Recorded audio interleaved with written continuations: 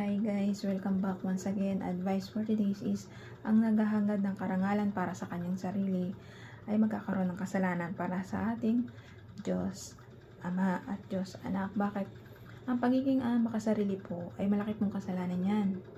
Naghahangad ka ng ikaw ay mauna sa kaharian ng Diyos, pero ang ginagawa mo mga kabaligtaran para sa kapwa-tao mo. Nagiging makasarili ka, inuuna mo lang yung sarili mo. Sabi nga ng ating Diyos Ama, Diyos Anak, na pinaparating na ating Diyos Ama sa kanyang Diyos Anak, na gawin lang po natin yung mabuti, hindi yung pagiging makasarili.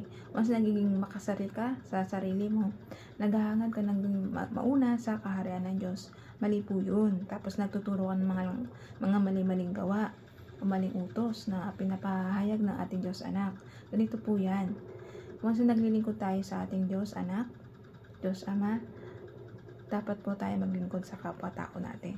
Dapat tayo magpahayag ng mga mabubuting gawa o mabubuting aral o utos ng ating Diyos Anak na pinaparating ng ating Diyos Ama.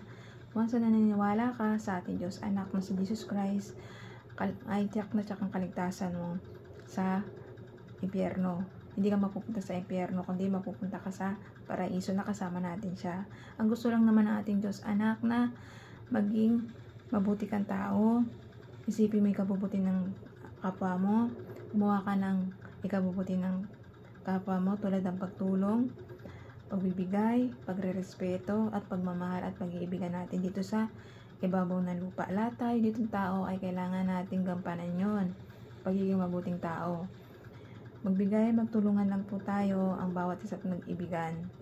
At huwag tayong maging makasarili at huwag tayong pumanig sa masasamang demonyo at sumamba sa mga demonyo dyan o bato o gawa ng tao, mga santo dyan. Huwag po tayong sumamba doon. Bagkus maniwala ka lang sa sarili mo na meron kang Diyos Anak na si Jesus Christ na magliligtas sa'yo sa impyerno at makakasama natin sa paraiso. Ang Diyos Anak ang siyang nagpapayag ng mga mabubuting salita o utos ng Diyos Ama para sa atin. Ang gagawin lang natin mga tao, maging mabuti dito sa ibabaw ng lupa, gampanan pagiging mabuting tao, tulungan yung mga kapwa-tao natin, magpakumbaba, lawakan ng pangunawa, huwag magtanim ng sama ng loob o galit sa ating kapwa-tao, at huwag nang gagawa ng mga masasamang gawa na paulit-ulit mong ginagawa. Kung ikaw ay masamang tao, magbago ka na, magsisi ka, at kapag ikaw nagsisita, yayakapin ka na ating Diyos Anak na si Jesus Christ, dahil siya lang pang magliligtas sa ating lahat dito makasalanan.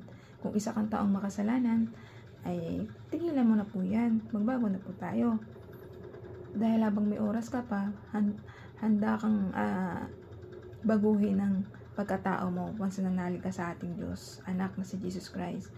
Pag nanalig ka at naniwala ka na maliligtas ka, na mayroon tayong mga Diyos na laging gumagabay sa atin at tumutulong sa atin sa mga problema natin at pangangailangan natin dito sa ibabaw ng mundo, manalig ka lang sa pangalan niya, in the name of Jesus Christ, lahat yan ay matutupad.